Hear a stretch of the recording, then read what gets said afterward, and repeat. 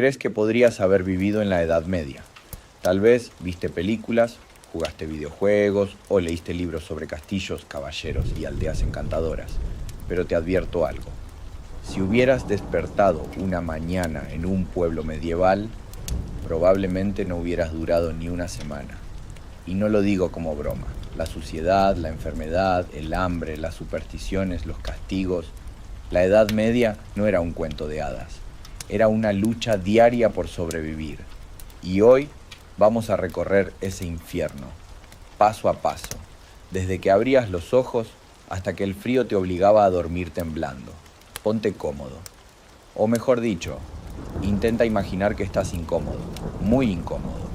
Despertás en una choza de barro y madera, ni cama ni colchón, solo un montón de paja húmeda en el suelo, infestada de pulgas. El olor, mezcla de humedad, humo y estiércol. No hay ventanas, apenas una rendija por donde entra la luz. Tu cuerpo duele, no dormiste bien. Nadie duerme bien, tosés, como todos.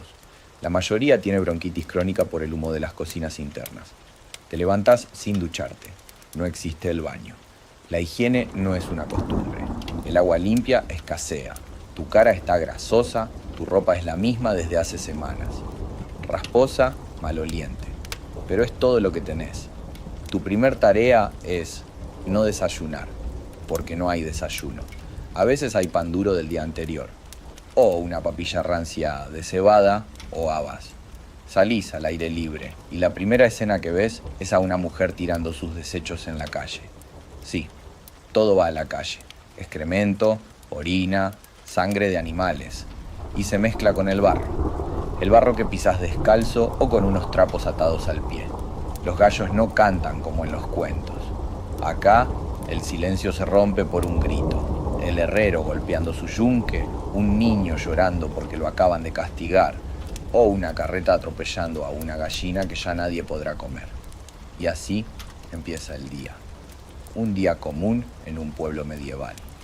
Después de respirar ese aire denso y húmedo de la mañana, te toca ganarte el pan. Literalmente. Porque si no, trabajás, no comés. Y si no comés, bueno, no dura mucho tu historia. No hay empleos como los conoces hoy. No hay horarios. Tu vida es obedecer al señor feudal y sobrevivir.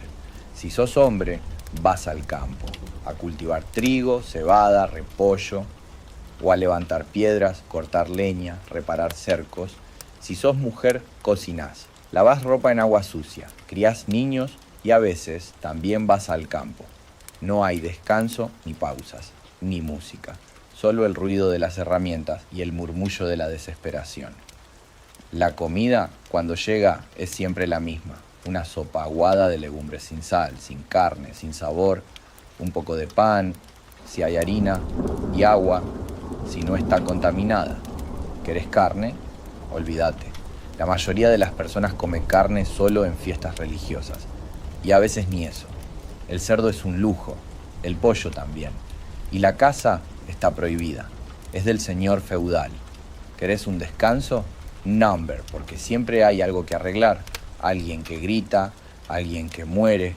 Y cuando crees que ya no podés más, recordás que solo es mediodía. Y te queda medio día más por delante. Medio día más de barro, de hambre, de fatiga. El estómago no se acostumbra, ni el cuerpo. Solo aprendés a quejarte menos, o a morir antes. Un día cualquiera, uno de tus vecinos deja de salir de su casa. Ya no se lo ve en el campo. Nadie lo dice abiertamente, pero todos lo saben. Está enfermo. Y eso, en la Edad Media, es casi una sentencia. No existen hospitales. Los únicos médicos son barberos sangradores, curanderos con hierbas o monjes que rezan. Muchos creen que la enfermedad es un castigo de Dios o una maldición enviada por una bruja. Si te duele la cabeza, te sacan sangre. Si te arde el estómago, te dan a beber orina o vinagre.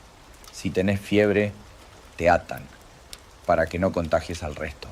A veces te encierran o te aíslan hasta morir. Y si la enfermedad es grave, como una peste, el pueblo entra en pánico. Queman casas, matan gatos negros, persiguen a los judíos, buscan culpables en cualquier parte, menos en el agua sucia, en las ratas o en sus propias heridas infectadas. El doctor de la peste, si llega, viene cubierto con un traje de cuero encerado y una máscara con pico, no por estilo, sino porque cree que los malos olores traen la muerte. Llena el pico de flores secas y examina los cuerpos hinchados con guantes gruesos sin entender absolutamente nada de lo que ve. Y cuando se va, a veces es peor, porque el miedo se queda. En un pueblo medieval, la enfermedad no se trata, se sufre, se espera y se muere en silencio. En el pueblo medieval, la ley no es ciega, es sorda, cruel y tiene las manos manchadas. No hay policía, no hay juicio justo, no hay apelación. La ley es el señor feudal, o a veces un alguacil, un sacerdote, o simplemente el rumor de la gente. Si alguien dice que robaste, te atan, te arrastran al centro del pueblo. Y ahí empieza el castigo. ¿Pruebas? No importan. ¿Testigos? Nadie se arriesga a defenderte. Podés terminar en el cepo por días, con la cara al sol, los pies hinchados y los niños tirándote piedras por diversión. Si el delito es más grave, te cuelgan, o te marcan con hierro caliente, o te cortan una mano, y si se sospecha de herejía, brujería o traición, te espera algo peor, el juicio por ordalía. Te lanzan al río. Si flotás, sos culpable. Si te hundís, eras inocente, pero ya es tarde. O te obligan a caminar sobre hierro al rojo. Si no sanás en 3 días, sos culpable. Así funciona la justicia. Y no creas que esto es solo para criminales. A veces basta con que caigas mal, con que debas algo, con que no vayas a misa. En el pueblo medieval, el miedo no viene solo de la pobreza o la enfermedad, también viene de los otros, de los que hablan, juzgan, castigan y disfrutan de hacerlo, porque acá el dolor ajeno es entretenimiento. Todo lo que haces, todo lo que pensás, todo lo que sos, está vigilado. No por cámaras, no por soldados, sino por Dios. O al menos eso es lo que te enseñaron desde que naciste. La religión en el pueblo medieval no es consuelo, es control, y lo controla todo. Te levantás pensando en el pecado, trabajás pensando en el castigo, dormís con miedo al infierno. La misa es obligatoria, no ir puede ser motivo de sospecha, y no entendés nada, porque está en latín, pero eso no importa. Lo importante es que estés ahí callado, humilde y temeroso. Los sacerdotes predican fuego eterno. La Biblia está prohibida para vos, solo ellos la leen, solo ellos interpretan. Y si algo en vos duda, si algo en vos pregunta, sos un hereje. Y los herejes no tienen segunda oportunidad. La superstición llena los huecos donde no llega la religión. Una cabra que nace con una pata de más. Una mujer que curó a alguien con hierbas. Un hombre que mira al cielo de noche y murmura. Todo puede ser señal del demonio. Y cuando algo malo pasa, una peste, una mala cosecha, una muerte repentina, la culpa nunca es del clima, ni de la higiene, ni de la pobreza. La culpa es del pecado, de la bruja, del diferente. Y cuando se descubre al culpable, el pueblo se reúne y mira, y aplaude, y reza mientras alguien grita quemándose. Porque eso también es fe. En el pueblo medieval, los niños no existen como categoría. Sos un adulto, pero en miniatura. Si sobrevivís al parto, y eso ya es una hazaña, te espera una infancia sin juguetes, sin escuela, sin afecto. La mayoría muere antes de los 5 años, por fiebre, por diarrea, por desnutrición. Y si pasás esa barrera, te convertís en mano de obra, inmediata. A los 6 años ya trabajás en el campo, cuidás animales, acarreás agua o leña. A los 8 podés ser aprendiz de herrero, curtidor o panadero. Aprender significa recibir órdenes, golpes, castigos. No hay paciencia, no hay pedagogía, solo hay obligación.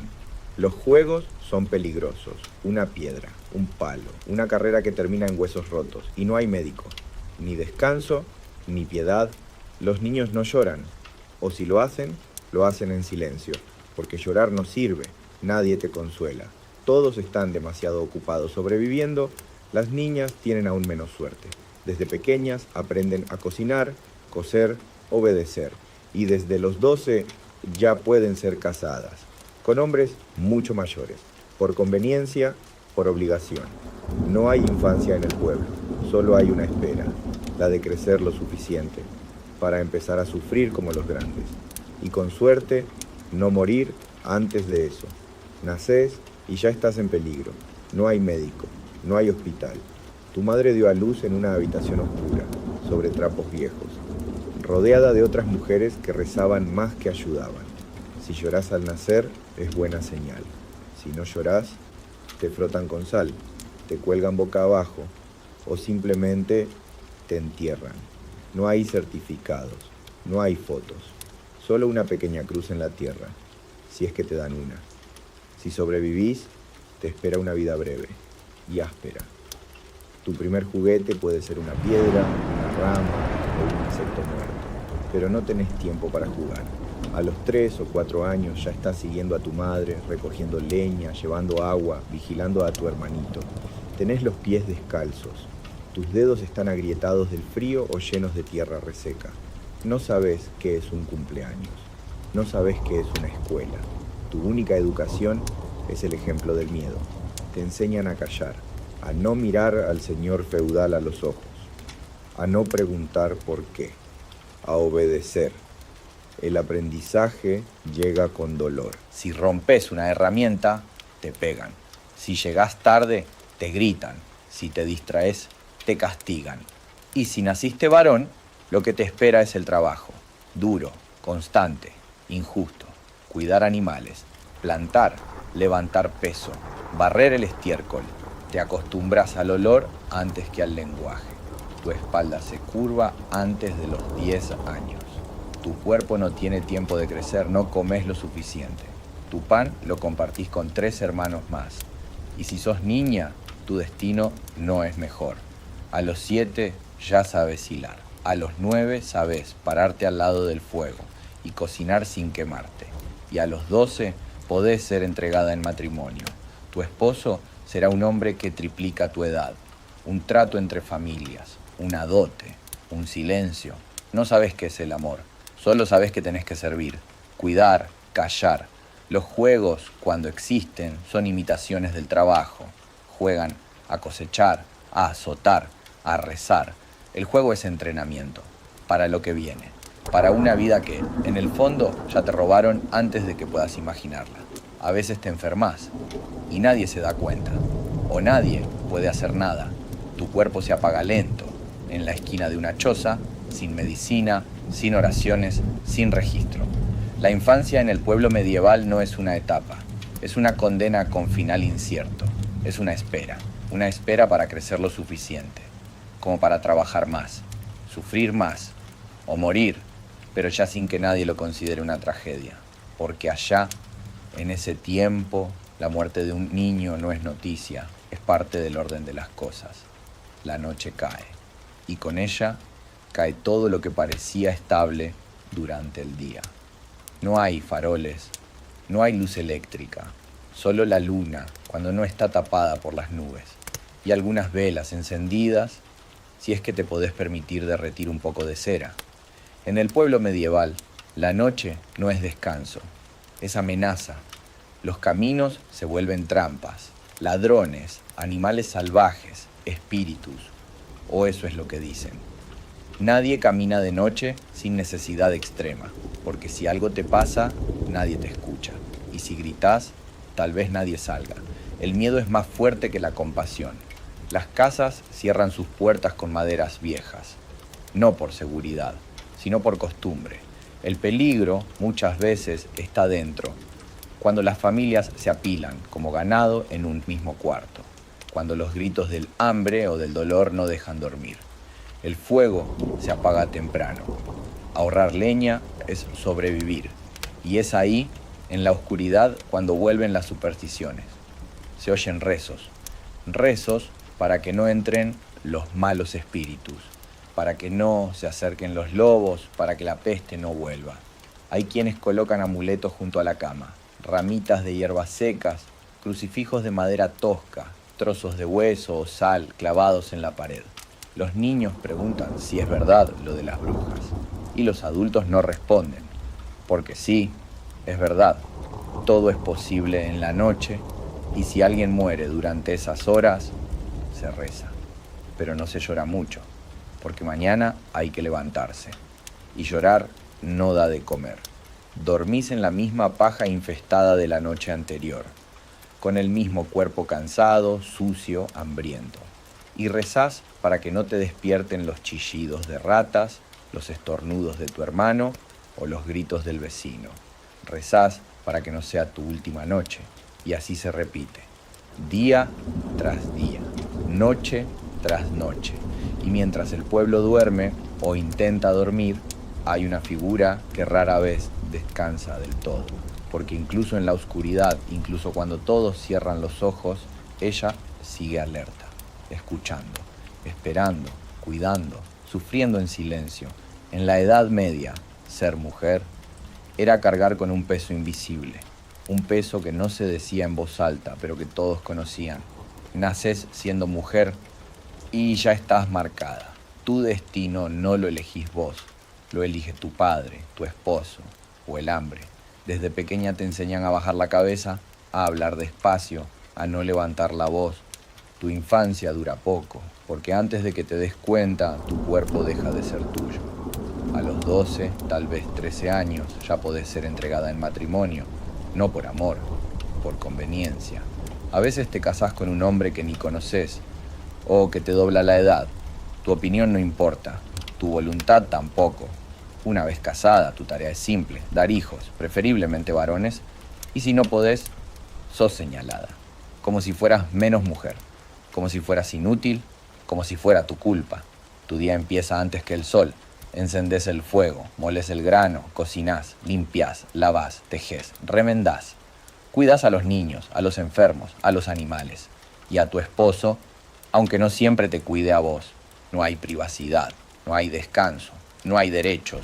Si sufrís violencia, nadie te escucha, porque es asunto del hogar. Si hablas demasiado, sos desobediente. Si pensás demasiado, sos peligrosa.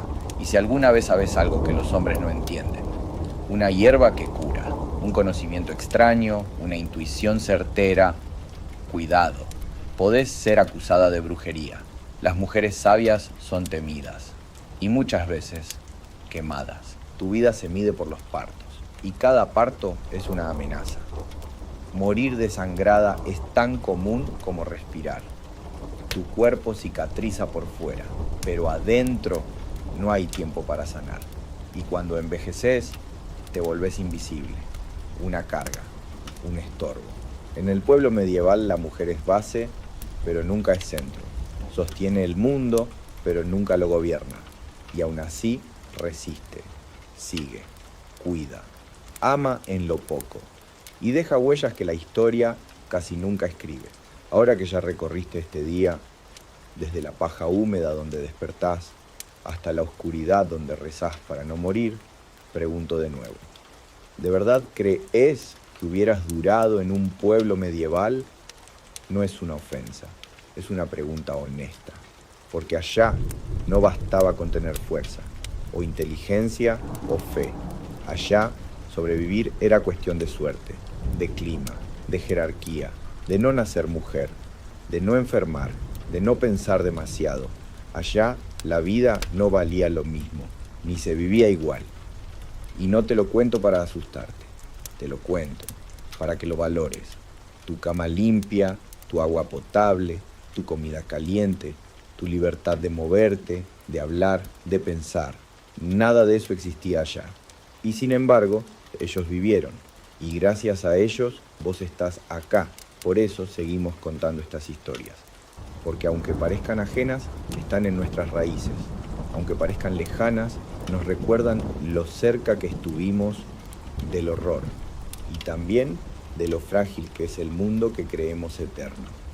Si este viaje te removió algo, si te hizo pensar o simplemente te acompañó hasta el sueño, suscríbete, porque todavía quedan muchas historias por contar. Historias de cuando el mundo era oscuro, de cuando la vida era breve, pero el alma nunca se rendía.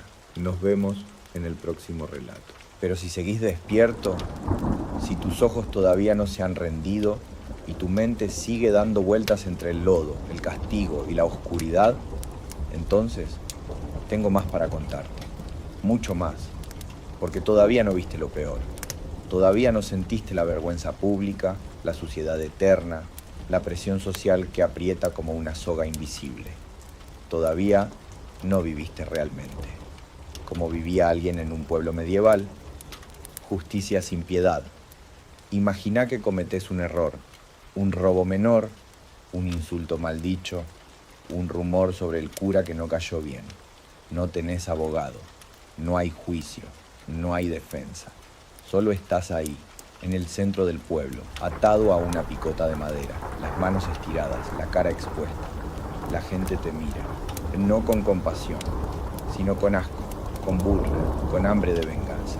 Te escupen, te arrojan restos de comida, te llaman por apodos que no vas a olvidar.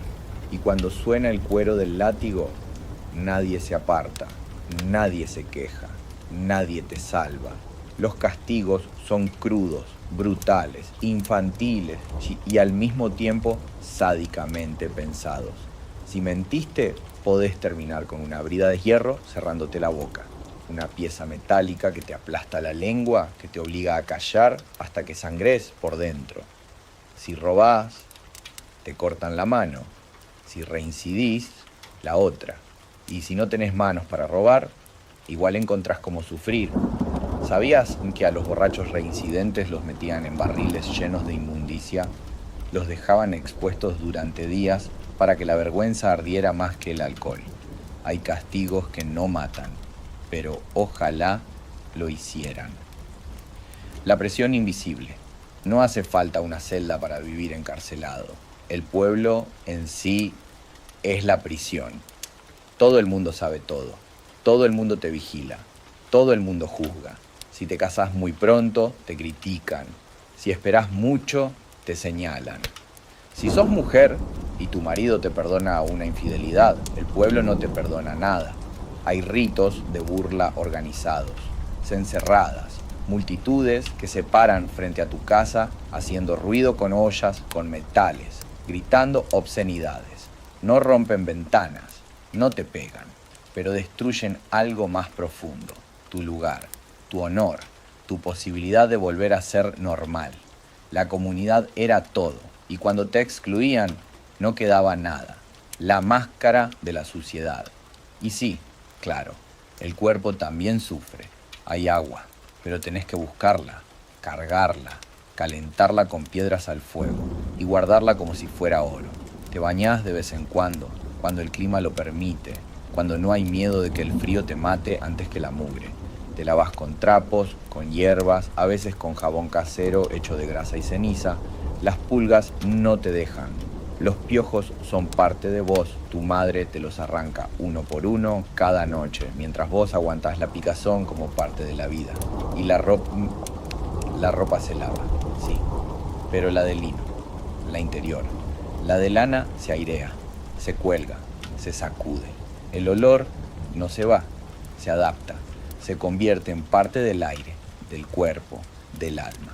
Cuando la enfermedad llega y cuando el cuerpo cae, cuando la fiebre sube, cuando la herida se infecta, rezás, porque es lo único que queda, o vas con una curandera, una mujer vieja con manos de tierra y ojos de saber. Ella te da una planta, una infusión, un consejo, pero si la curandera cura demasiado, también rezás por ella, porque si alguien muere cerca suyo, si alguien la señala, puede pasar de sanadora a bruja. Y la hoguera no perdona errores. Los niños mueren por una diarrea, los adultos por una muela infectada, una herida en el pie arando, una fiebre mal cuidada, un parto sin ayuda. Todo puede matarte y todo pasa sin que nadie entienda por qué. Vivir era resistir. Y aún así, la gente vivía. Cantaban en las matanzas del cerdo, bailaban en bodas sin amor, brindaban con cerveza aguada y se reían en las fiestas del santo patrono. Vivían con la muerte al lado, pero no se dejaban. Vivían bajo leyes injustas, pero resistían. Vivían sin jabón, sin techo sólido, sin justicia, pero vivían. Y vos que estás acostado, con la piel limpia, el estómago lleno, el cuerpo en reposo, ¿de verdad pensás que habrías durado una semana? Y si seguís despierto, escúchame bien, porque hay cosas que todavía no te conté. Cosas que no están en los libros escolares, pero sí en las calles secas y olvidadas de la historia real. Algunas penas no buscaban tu muerte, buscaban tu deshonra, tu silencio, tu escarmiento eterno. Si hablabas de más, una brida de hierro con púas te cerraba la boca, literalmente. Una estructura cruel que presionaba tu lengua con una pieza metálica. No podías hablar, no podías tragar, no podías llorar sin que doliera. Si eras mujer y te acusaban de chismosa, te ponían una máscara ridícula con forma de cerdo o burro. Debías caminar por el pueblo con eso puesto. Todos te señalaban, todos te miraban, todos reían, no era cárcel, era teatro, te volvían espectáculo. Y vos tenías que aceptarlo. No nacías libre, nacías encadenado. Ser campesino no era solo ser pobre, era ser propiedad, propiedad del señor feudal, propiedad de la tierra. No podías mudarte, no podías elegir con quién casarte, no podías decidir nada. Tu hija también era del señor, y si quería entregarla en matrimonio a alguien, no había discusión. La libertad era un rumor que escuchabas, pero nunca conocías. Cuando la gente se volvía peligrosa, si el ganado moría sin razón, alguien tenía la culpa. Si la leche se cortaba, si las gallinas no ponían huevos, si alguien estornudaba 5 veces en un día, alguien debía pagar. Y ahí aparecían las brujas, o mejor dicho, las viudas, las mujeres raras, las ancianas con conocimientos que otros no entendían. A veces bastaba con que una vaca abortara, para que todas las miradas fueran hacia una mujer sola. Y cuando el miedo crecía, la hoguera esperaba, no necesitaban pruebas, solo sospechas, y gritos, y fuego. Cuando limpieza significaba otra cosa. Vos pensás que limpieza es oler a perfume, tener ropa blanca, una ducha caliente, ellos pensaban otra cosa. Para ellos, limpieza era no tener la piel tan negra de hollín. Era cambiar la ropa interior de lino una vez por semana. Era bañarse en el río cuando el sol calentaba lo suficiente. Y eso era un lujo. El resto del tiempo vivías entre animales, con el suelo mojado, con el olor a humo, a estiércol, a orina y a cuerpos cansados que no tenían opción. La mugre era parte del cuerpo, como una segunda piel. Y si olías mal, nadie lo decía, porque todos olían igual. Ahora, si todavía seguís acá, si escuchaste todo esto, si viste con tu imaginación las sogas, las ratas, los gritos y los rezos, te invito a hacer algo más. Pensá. Pensá en todo lo que tenés, en todo lo que das por hecho. Tu libertad, tu cama, tu baño, tu silencio. Pensá en lo que significaba sobrevivir allá, donde todo dolía, todo costaba y todo podía ser tu final. No es romanticismo. No es drama exagerado, es historia, cruda, real, olvidada, y por eso la contamos, para que no se pierda, para que no se repita, y para que tal vez cuando hoy tengas un mal día, recuerdes que hay cosas mucho peores que el aburrimiento. Gracias por quedarte hasta el final. Si esta historia te hizo pensar, te invito a suscribirte y a volver, porque quedan muchas más historias como esta. Historias que duelen, historias que enseñan, historias que, aunque parezcan lejanas, siguen vivas en nosotros. Nos vemos en la próxima oscuridad. Nadie recuerda al Imperio Español por sus olores, ni por sus sonidos. Se lo recuerda por sus mapas, manchas rojas sobre el mundo, uniones imposibles de mares, islas y cordilleras. Pero un mapa es un engaño, no muestra la fiebre. No muestra el hambre, no muestra la brutalidad de vivir un solo día dentro de ese imperio. Dicen que fue el imperio donde nunca se ponía el sol, pero para quienes lo habitaban, el sol era una maldición constante. Quemaba en los desiertos de Castilla, asfixiaba en las galeras del Mediterráneo, abría la piel en las minas del Perú, secaba la lengua en los barcos que cruzaban el Atlántico, donde el agua se pudría en los toneles y los marineros bebían líquido espeso, lleno de gusanos. La gloria española no estaba en los palacios de Sevilla, ni en las catedrales de Toledo. Estaba escrita en cicatrices, en cadenas hundidas en las muñecas de los esclavos, en las espaldas encorvadas de los indios en Potosí, obligados a bajar a túneles sin aire, donde una vela duraba menos que un suspiro. Decían que la montaña de plata brillaba hasta desde la luna. Lo que no decían era que se tragaba 8 millones de vidas. Cada moneda que cruzaba el océano llevaba escondido un lamento. En la misma España, el campesino apenas veía pan blanco en toda su vida. Comía sopas aguadas, un trozo de cebolla, un mendrugo duro. Mientras tanto, la nobleza se atragantaba con faisanes asados y vino de ultramar. El pueblo dormía sobre paja húmeda, los reyes sobre seda traída de oriente, y todos, nobles y miserables, temían la peste, una peste que se arrastraba entre ratas, multiplicada en los barrios bajos de Madrid y Sevilla. El mar tampoco era refugio. En las naves que partían hacia América, el aire estaba lleno de vómito, sudor y rezos. Los marineros caían como moscas por el escorbuto. Las encías se abrían como heridas. Los dientes se caían uno a uno. Algunos comían ratas, otros cuero hervido. Y cuando el capitán daba la orden, los muertos se arrojaban al océano sin nombre, devorados por tiburones que seguían a las flotas como si fueran parte de la tripulación. En tierra, la Inquisición vigilaba. No importaba si era judío, moroconverso o simplemente alguien que pensaba demasiado. La sospecha era suficiente para perderlo todo. Un vecino podía denunciarte. Un comentario mal escuchado podía convertirse en una hoguera. La fe era espada, pero también cadena. En nombre de Dios se torturaba, se censuraba, se callaba. El silencio era la única forma de sobrevivir. Por eso, decir que no sobrevivirías ni un día en el Imperio Español no es exageración. Es la verdad más sencilla. La gloria y la miseria caminaban juntas. La riqueza y la enfermedad se mezclaban como sangre en agua sucia. Y cada amanecer podía ser el último. Acomódate, respira hondo, porque lo que vas a escuchar no es una leyenda dorada, no es un romance de caballeros, es la vida áspera y cruel de un mundo que se sostuvo sobre espaldas quebradas y huesos olvidados.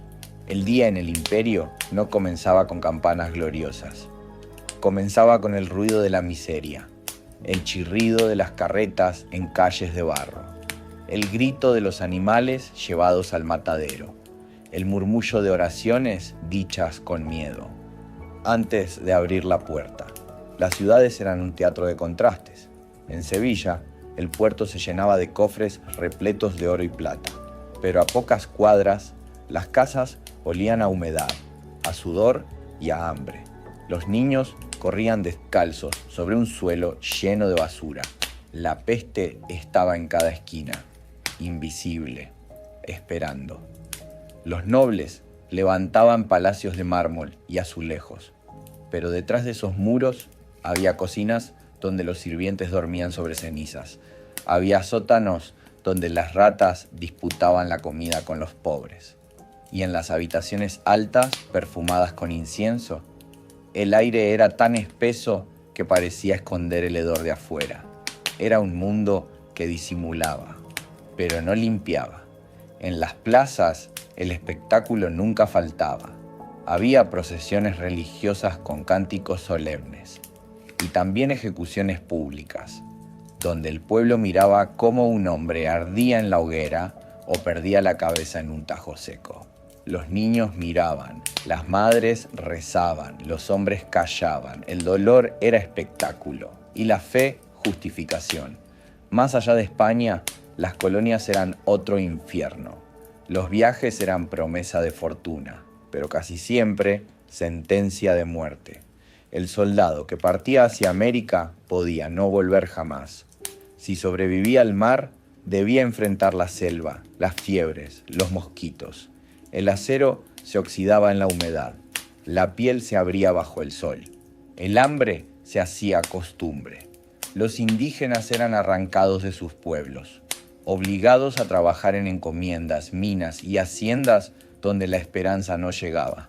En Potosí, la montaña devoraba hombres como un monstruo hambriento. En el Caribe, la caña de azúcar cortaba más profundo que las espadas, y los barcos negreros llegaban llenos de cuerpos encadenados, donde la mitad no sobrevivía a la travesía. Cada cadáver arrojado al mar era un precio silencioso del progreso. Y sin embargo, en las crónicas oficiales, todo era gloria.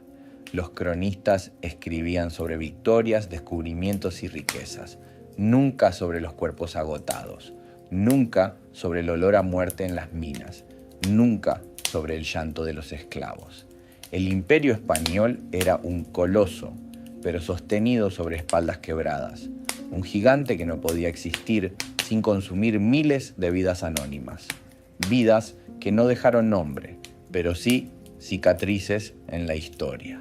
Por eso, sobrevivir un día en ese mundo no era vivir, era resistir al hambre, al sol, a la sospecha, al látigo y a la certeza de que tu vida no valía más que una moneda. El imperio tenía una obsesión: vigilar. Nadie era completamente libre. La Inquisición respiraba en cada esquina, como un juez invisible.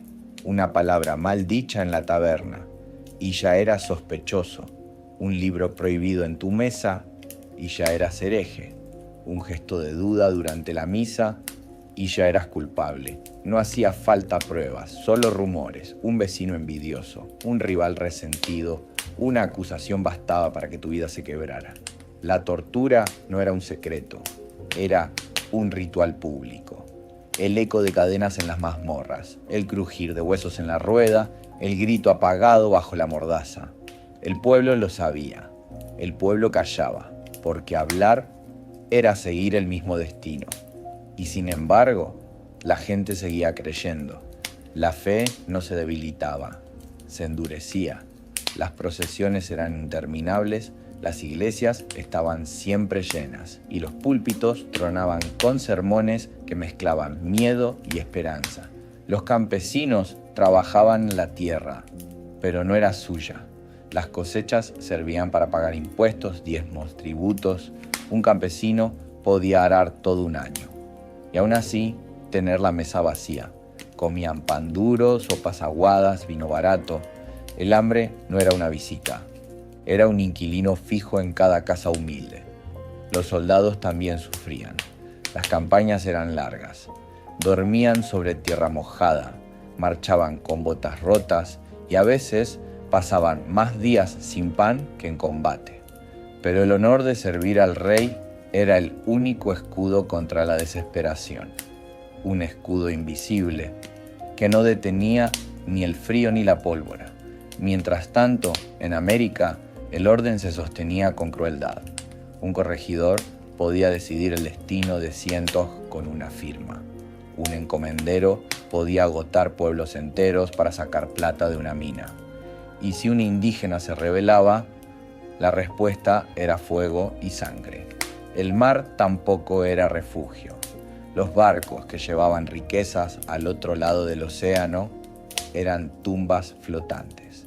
La comida se pudría. El agua se volvía amarga.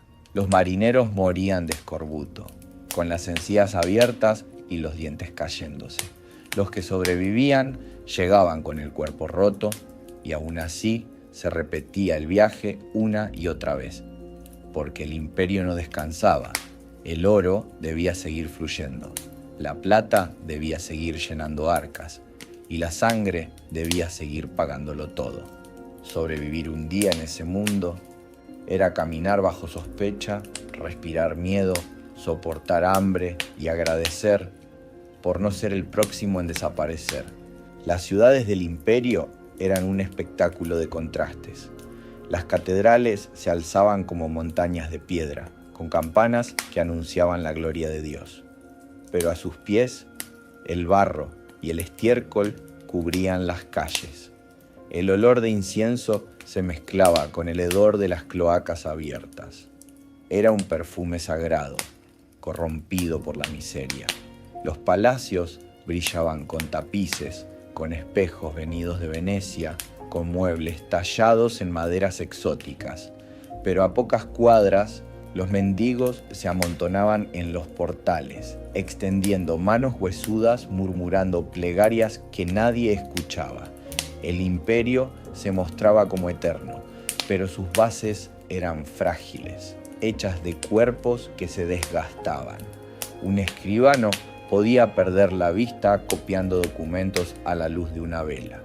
Un aprendiz de herrero se quemaba los brazos en los hornos y jamás salía de la pobreza.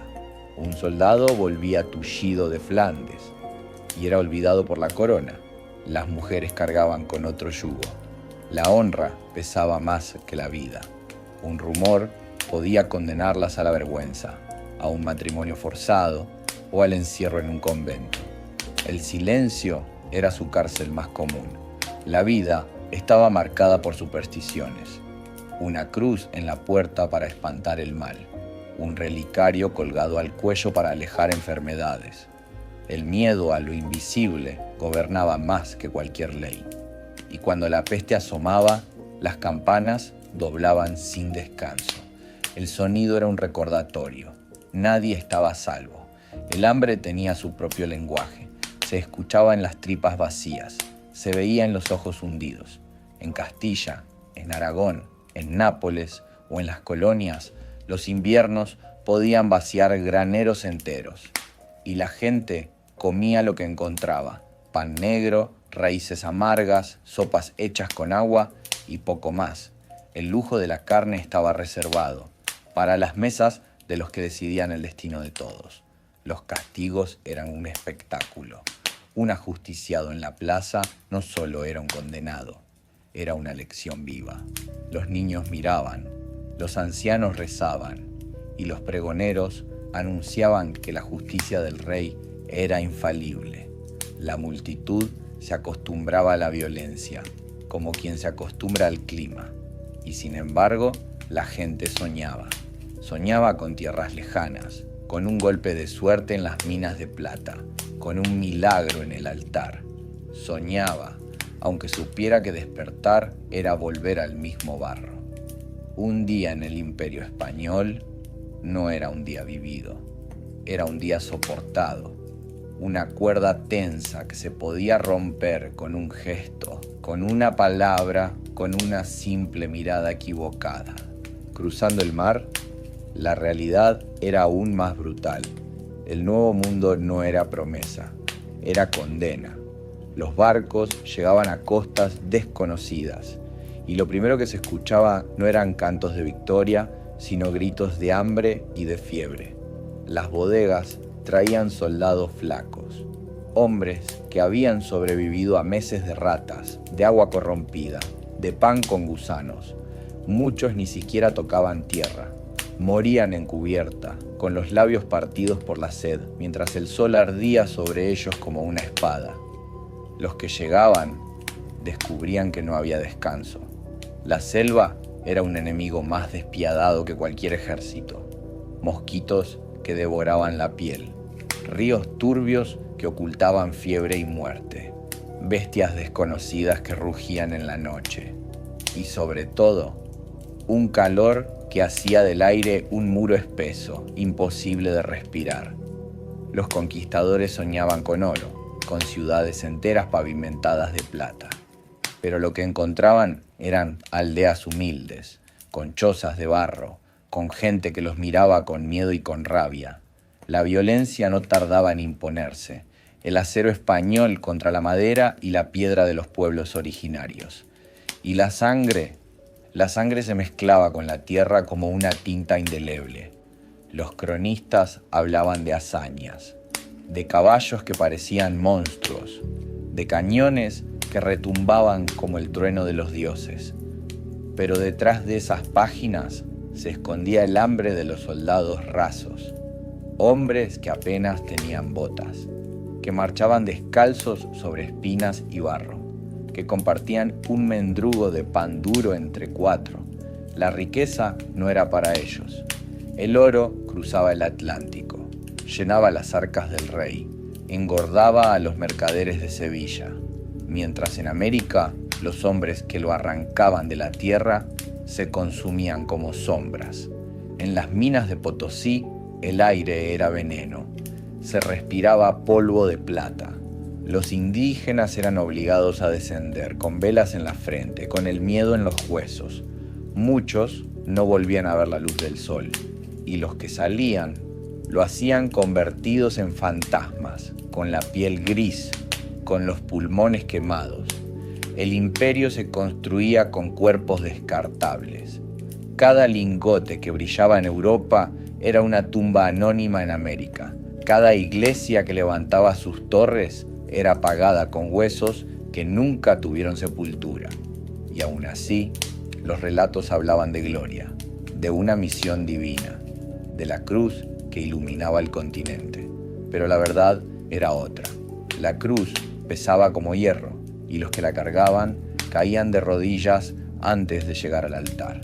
Sobrevivir un solo día en ese mundo era un milagro que nadie celebraba. En las ciudades coloniales, la vida tampoco olía a triunfo. El aire era denso, mezcla de incienso y estiércol, de carne podrida en los mercados, de sudor atrapado en túnicas que nunca tocaban el agua.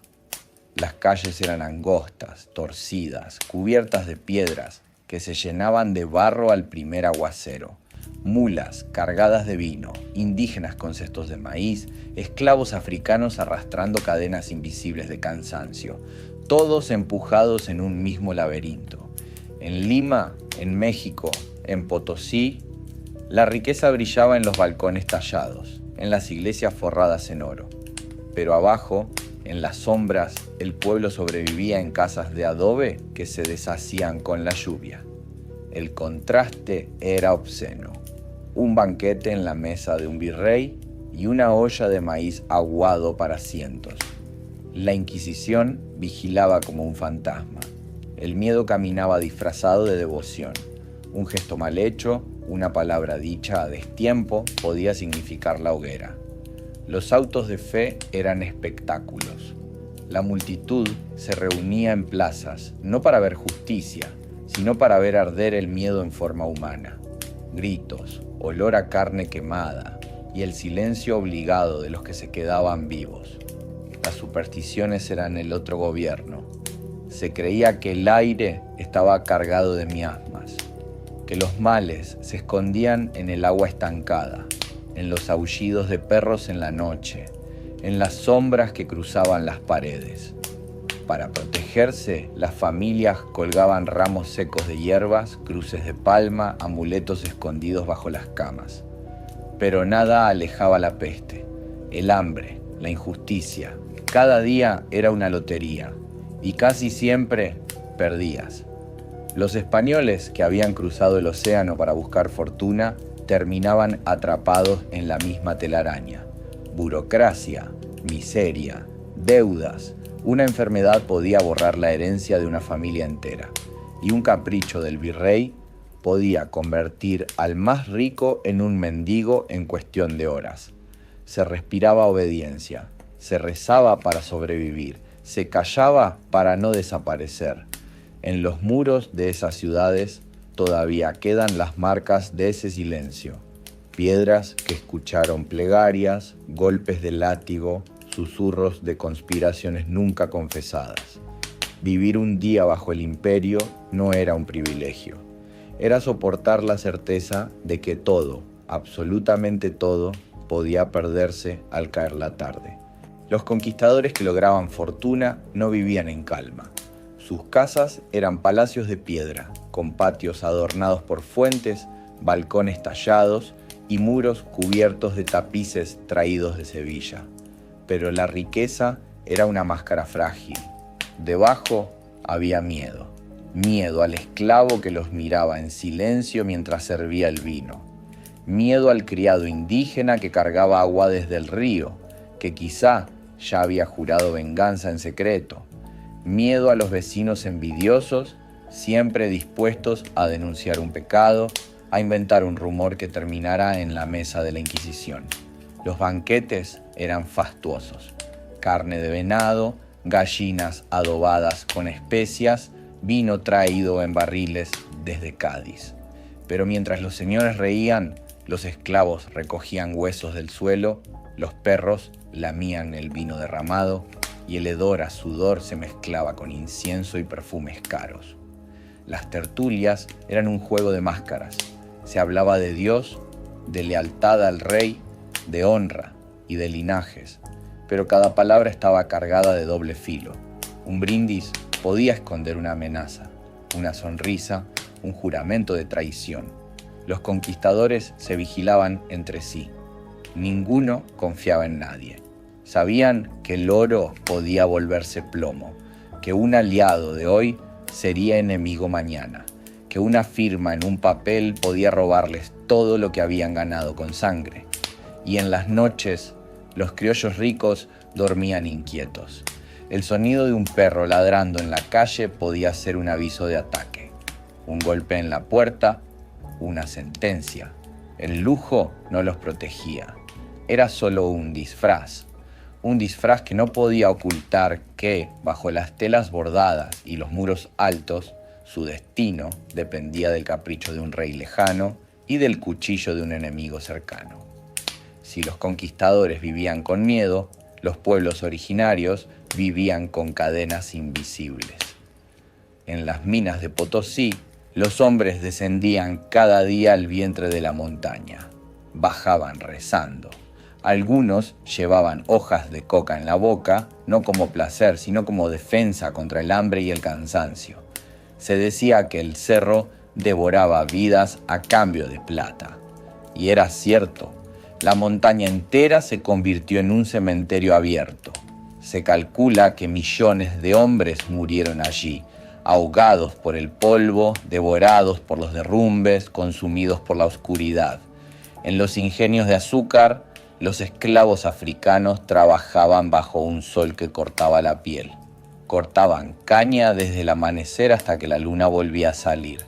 El sudor caía en los surcos, mezclado con sangre de manos abiertas por el machete. Si alguien caía exhausto, la vara del capataz lo levantaba. No había descanso. El dulce del azúcar se alimentaba del amargo del dolor. Y sin embargo, ni indios ni africanos fueron solo víctimas. En las noches, lejos de las miradas de los amos, encendían pequeñas hogueras. Cantaban canciones prohibidas, en lenguas que los conquistadores nunca pudieron comprender. Guardaban sus dioses en figuras de barro, ocultos detrás de imágenes cristianas. Inventaban bailes que eran rezos disfrazados, resistencia que se movía en el silencio. Las mujeres cargaban en sus vientres la memoria, transmitían palabras que no estaban escritas, secretos que viajaban de madre a hijo, como un hilo invisible que los conquistadores no podían cortar. Los pueblos sometidos sobrevivían con la fuerza de lo oculto. Mientras el imperio construía iglesias, ellos seguían rezando a los montes, a los ríos, a los espíritus que nunca habían abandonado la tierra. Y así, en la penumbra, se mantuvo viva una esperanza que parecía imposible. El imperio podía gobernar con miedo, pero no podía borrar los susurros de las hogueras nocturnas. Si el látigo controlaba los cuerpos, la Inquisición controlaba las almas. Era el ojo que nunca dormía, el susurro que podía condenar. Un vecino, un amigo, un esclavo, cualquiera podía señalarte. Y una palabra bastaba para abrir las puertas del tribunal. Los inquisidores no necesitaban pruebas, necesitaban miedo. Entrabas en una sala oscura, ante hombres vestidos de negro, rostros ocultos tras el resplandor de las velas. Las preguntas eran cuchillos. Tu silencio, una confesión, tu duda, una culpa. El fuego era el último argumento. No importaba si eras un criollo con dinero, un esclavo que rezaba a dioses escondidos o una mujer que sabía demasiado de hierbas. La hoguera era el destino común, y la multitud, reunida para mirar, aprendía que la fe no era devoción, sino obediencia. En Lima, en México, en Cartagena, las plazas se convertían en teatros del miedo. Allí ardían cuerpos, pero lo que realmente querían quemar era la idea de pensar distinto. Los sermones no eran para Dios, eran para el imperio. Un imperio que prefería cenizas antes que preguntas. Se cuenta que había familias que olían el humo antes de escuchar los gritos. El olor de carne quemada se mezclaba con el incienso. Era un recordatorio brutal. Nadie estaba a salvo, ni el poderoso ni el humilde. El fuego no distinguía. Por eso la gente aprendió a callar, a hablar en voz baja, a ocultar lo que pensaba detrás de rezos repetidos. La censura no estaba en los libros, estaba en la garganta. Y sin embargo, el silencio no era vacío. Bajo él germinaba la desconfianza, un mundo donde la verdad era peligrosa y el miedo era la única certeza. La vida en las colonias era una cuerda tirante, obediencia en público, rebeldía en silencio. El criollo nacía con apellido español, pero sin el privilegio pleno de la península. Era rico, pero no libre. Podía poseer haciendas, esclavos, oro, pero siempre había un techo invisible. Los cargos más altos, las decisiones que cambiaban destinos, eran solo para los nacidos en España. Un criollo podía vestir de seda, pero seguía siendo sospechoso. Podía arrodillarse en misa todos los domingos y aún así ser vigilado como si su fe valiera menos. Era un ciudadano de segunda en la tierra que lo vio nacer. El mestizo cargaba con otra cruz, ni blanco ni indio. Un hijo de dos mundos que ninguno quería reconocer. Trabajaba en los talleres, en las minas, en las huertas de los conventos. Sabía que su apellido no abriría puertas, que sus manos eran su única moneda. Y aprendió a sobrevivir con astucia, escondiendo su orgullo detrás de una sonrisa cansada. La tensión se sentía en los mercados. Un peninsular podía humillar a un criollo con una sola palabra. Y el criollo, impotente, sonreía. Pero en la taberna, con el vino barato, soñaba con la venganza. Los mestizos escuchaban esas conversaciones. Y los esclavos también, porque el murmullo de los oprimidos siempre viaja más lejos que las órdenes de los poderosos. La sociedad colonial era un escenario. Todos actuaban. El peninsular como amo, el criollo como aliado, el mestizo como sirviente. Pero detrás del telón, las lealtades se quebraban y los resentimientos crecían como raíces ocultas. Por eso, cuando el imperio empezó a tambalearse, la chispa no fue un discurso, fue un hartazgo acumulado. Siglos de obediencia forzada, siglos de sentir que la propia tierra no te pertenecía. Las colonias se fueron llenando de silencios sospechosos, de reuniones en casas cerradas, de cartas escritas con tinta barata y quemadas antes de ser descubiertas. Las conspiraciones nacían en los lugares más comunes, en la sacristía de una iglesia, en la trastienda de una pulpería, en el patio de una hacienda mientras se fingía hablar de ganado.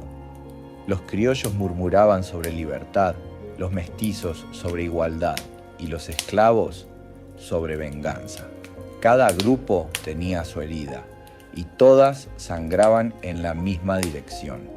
Hubo rebeliones que quedaron apenas en un grito, otras sofocadas con sangre en la Plaza Mayor.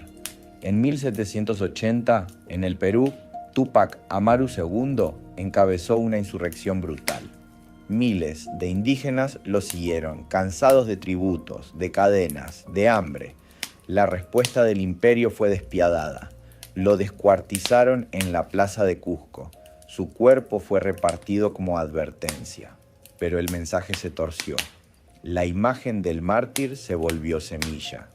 En Nueva Granada, en México, en el Río de la Plata, las noticias de esas rebeliones viajaban más rápido que los barcos. Los rumores eran pólvora. Un pueblo que antes agachaba la cabeza, ahora levantaba la mirada. El miedo cambió de dueño. Ya no eran solo los indios los que temían al látigo, sino los peninsulares los que empezaban a temer a la multitud. La traición también se volvió costumbre. Un vecino podía delatar a otro para ganar favores. Un cura podía bendecir la obediencia desde el púlpito y al mismo tiempo esconder papeles revolucionarios en la sacristía. Una criada podía escuchar demasiado y convertirse en la llave de un motín. El imperio español parecía sólido, pero estaba lleno de grietas invisibles.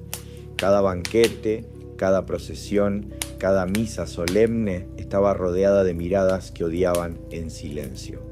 Y bastaba un susurro mal escuchado para que la hoguera se encendiera. En ese clima envenenado, vivir un solo día en las colonias era caminar sobre un suelo que crujía.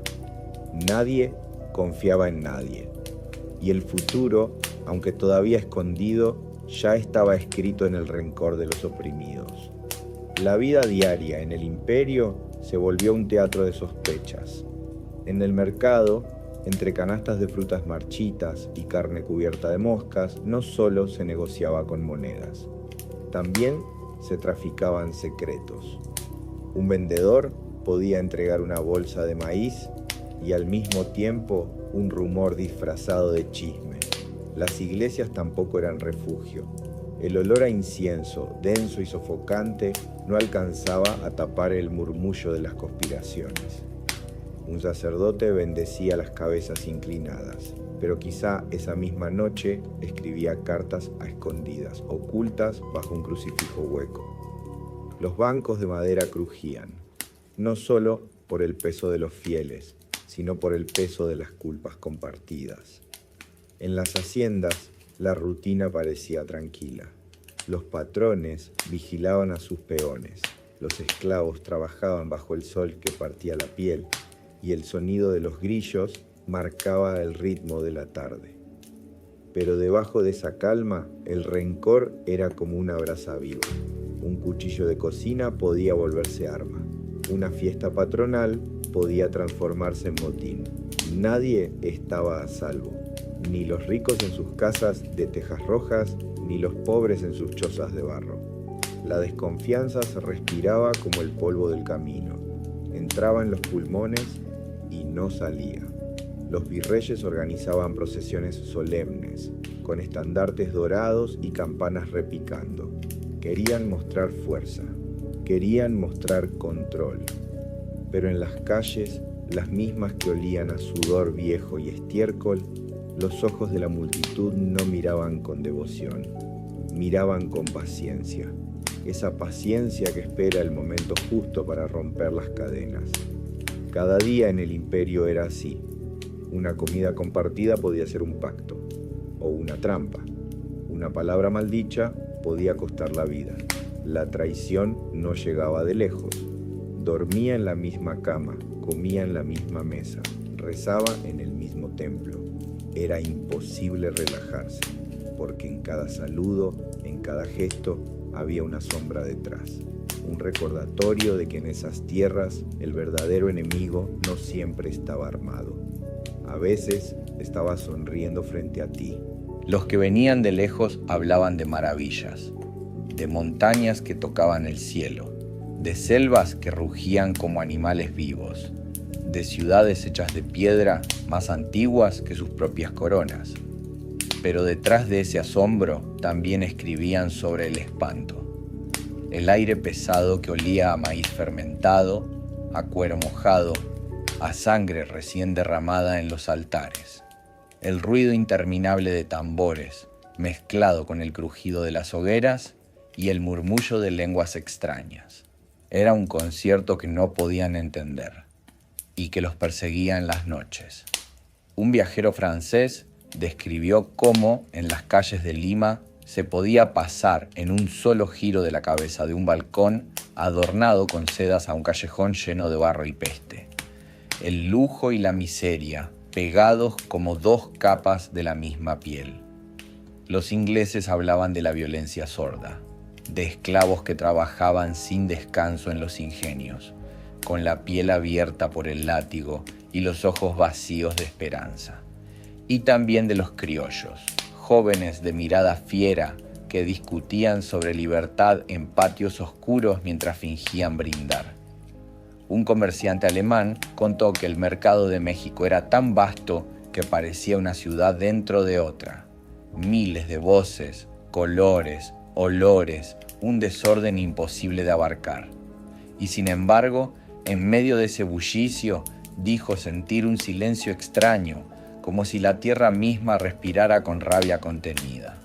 Los viajeros llevaban plumas y tinta, pero lo que realmente llevaban de regreso a Europa era un miedo que no podían escribir del todo, porque habían visto algo que sus propios reyes no imaginaron, un mundo que no se rendía, que bajo la cruz y la espada seguía resistiendo en canciones, en ritos, en miradas. Al volver, contaban estas historias en tabernas y cortes. Algunos eran celebrados como héroes, otros tachados de locos o exagerados. Pero todos, sin excepción, volvían distintos, como si hubieran respirado un aire más denso, como si hubieran mirado demasiado de cerca el rostro oscuro del imperio. En el imperio todo era exceso, exceso de poder, exceso de hambre, exceso de fe. Era un mundo construido sobre contrastes que desgarraban los sentidos. Podías salir de una misa en una catedral que parecía tocar el cielo, con campanas que temblaban en el aire, con altares cubiertos de oro, con coros que hacían vibrar hasta los huesos, y al cruzar la plaza, encontrarte con niños esqueléticos peleando por una hogaza de pan duro. Los cronistas hablaban de procesiones interminables, calles llenas de cirios, de rezos, de cánticos, un pueblo entero vestido de penitente, y al mismo tiempo, en casas oscuras, el hedor de cuerpos enfermos, el sonido del estómago vacío que ni el incienso podía silenciar. En las fiestas la abundancia era obscena, mesas repletas de carne, vino, dulces traídos de ultramar. Los nobles bebían hasta caer dormidos sobre sus propios manteles, mientras afuera, en la misma ciudad, había quienes robaban sobras de los basureros para sobrevivir. Un viajero portugués describió una noche en Sevilla, toros sangrando en la arena, gente gritando con furia, música, tambores y después, apenas unas calles más allá, una fila de mendigos esperando el amanecer pegados a las paredes, temblando de frío. Ese era el imperio. La gloria y la miseria pegadas como dos caras de la misma moneda. No había término medio. Era un lugar donde podías rezar entre columnas de mármol y morir de peste en un callejón sucio en la misma jornada. Esa contradicción estaba en todo. En los palacios húmedos que se caían a pedazos, mientras sus dueños presumían títulos nobiliarios. En los soldados que marchaban con cruces en los estandartes, pero con las botas rotas y los pies cubiertos de llagas. En los barcos que llevaban toneladas de oro hacia España y regresaban con bodegas vacías, mientras los pueblos de origen seguían en ruinas. Vivir en el imperio era aceptar esas heridas abiertas. Era caminar entre luces y sombras sin saber en qué lado ibas a despertar. Era ver la abundancia tan cerca que el hambre se volvía todavía más cruel. Y lo más extraño es que para ellos eso era lo normal. Un orden divino, decían. Una prueba de fe. Un destino escrito por Dios. Aunque en verdad parecía más bien un destino escrito por el hierro y la sangre. En el imperio, la muerte no llegaba sola. Llegaba con rumores, con campanas que doblaban en la madrugada, con un olor agrio, espeso, que avisaba antes que los médicos. Las plagas recorrían las ciudades como ejércitos invisibles. el tifus, la peste, la sífilis. El aire mismo parecía envenenado. Y los médicos eran más sacerdotes que científicos. Abrían venas con cuchillas oxidadas, quemaban hierbas, susurraban oraciones. Creían que la sangre mala salía con un corte, que el humo de romero podía engañar a la fiebre, que la fe podía más que la gangrena. La superstición era ley. Una mujer que estornudaba demasiado podía ser acusada de bruja. Un niño con manchas en la piel era visto como maldito. Las madres colgaban amuletos de cobre en los cuellos de los recién nacidos. Los hombres llevaban cruces escondidas bajo las camisas.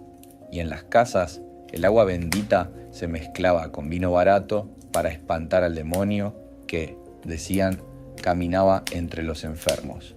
En los pueblos, las campanas no solo llamaban a misa, también marcaban el número de muertos del día. Se contaban las campanadas con un silencio roto, mientras los cuerpos eran arrojados en fosas comunes. Un hedor insoportable que ni los rezos podían cubrir. Pero lo más cruel era la esperanza.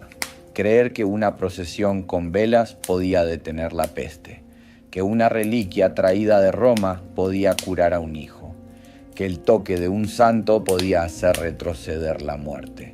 Las calles se llenaban de peregrinos, hombres y mujeres arrodillados, sangrando en las rodillas, pidiendo un milagro que nunca llegaba. En las aldeas más apartadas, los curanderos eran reyes del miedo.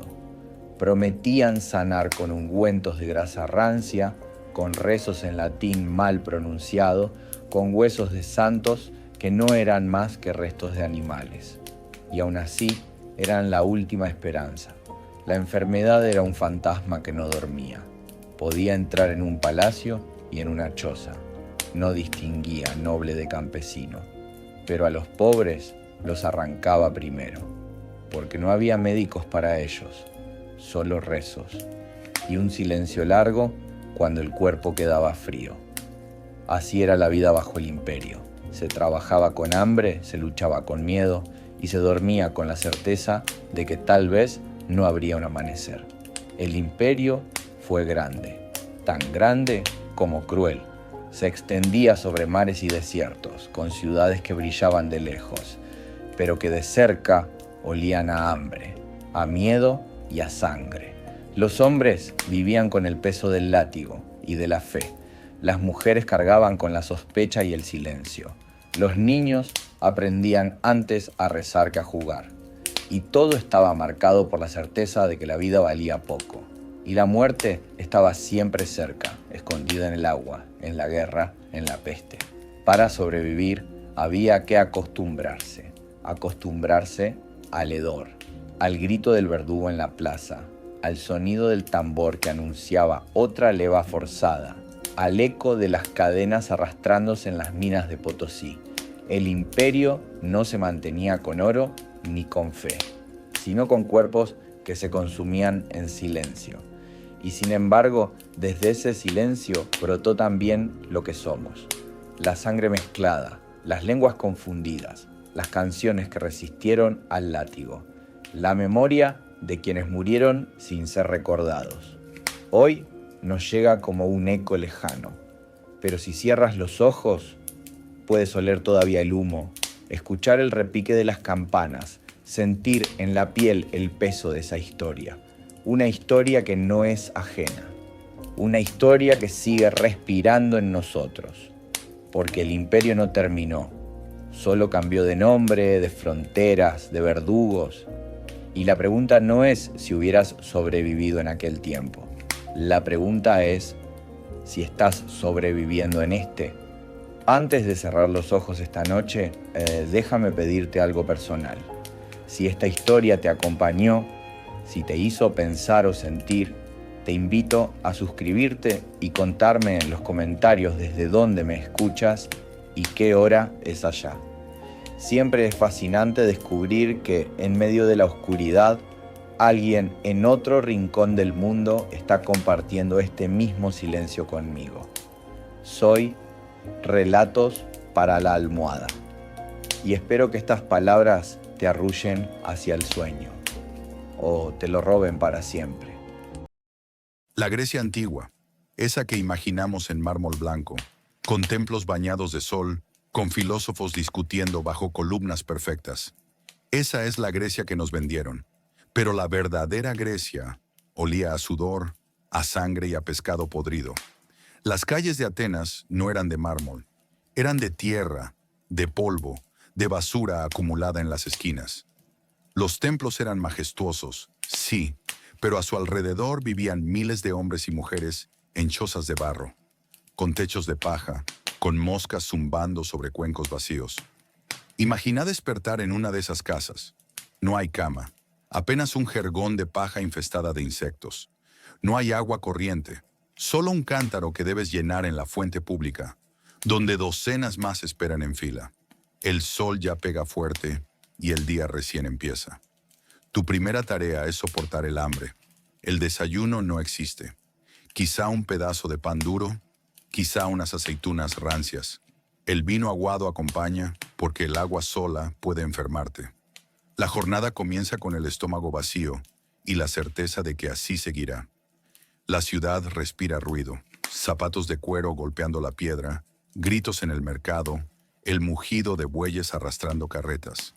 El aire se llena de olores, queso fermentado, sangre fresca de animales degollados, pescado que se pudre bajo el sol y el humo constante de hogueras mal apagadas. Los esclavos abundan, no son la excepción, son la norma. 1 de cada 3 hombres en Atenas era esclavo, muchos venidos de guerras, otros vendidos por sus propias familias. Eran los que hacían posible la gloria griega. Trabajaban las canteras, remaban en las trirremes, cocinaban, criaban hijos que nunca serían suyos.